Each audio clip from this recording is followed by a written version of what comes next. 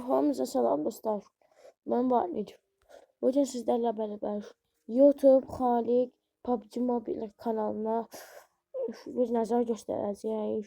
Bu kanal neçə gündür video atmır. Ona görə isə bu dostum mənim məhəllədə yaşayır. Yəni deyirəm ki, nəydi bir video atsın. Kanalı da açıqlaması budur. Burada da var. Görürsünüz. Hı-tı-pısı.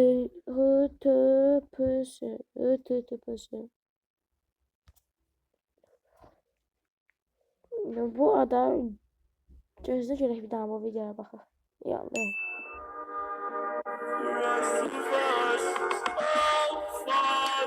O da çok bombalar.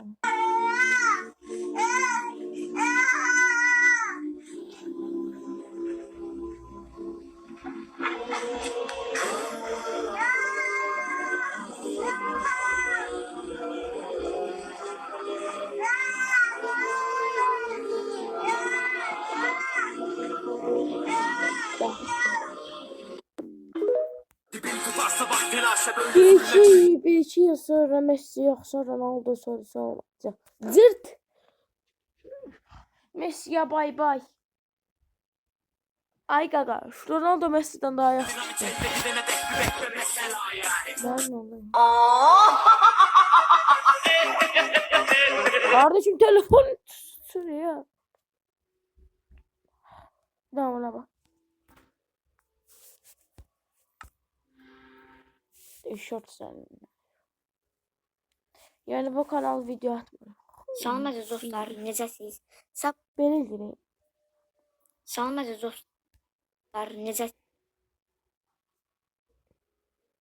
Gözlüyüm. Fişka maçım göstərəcəm.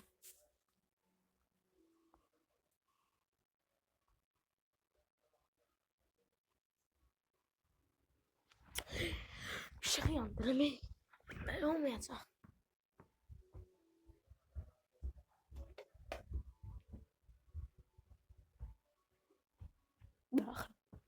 Benim. Salam əziz dostlar, necəsiniz? Bu əli bax. Bu əlin toxunuşu. Ələm bu gün də bir dənə də short video satacağım. Yəni dediyim üzere bu kanal heç video atmır. Yəni atmamağa da devam edir. Yəni mən bu gün bunu görsəm bununla danışacağam və deyəcəm ki video atsın. Neyse dostlar, inşallah ümid edirəm kanalımız 100 aboneye çatar və bəzi kanallar keçərik. Bir bu kanalı istəyirəm keçmək. 23 abonesi. Bir de gəlsin bura. Şöyle bura. Orada ne bu? Angel Play kanalı. Gözüm.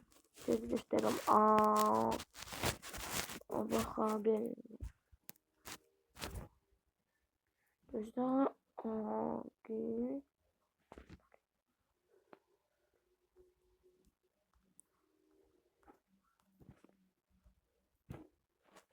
Bakın.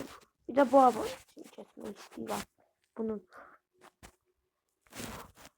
Bu da Minecraft videosu çəkir ancaq. Niyəsə?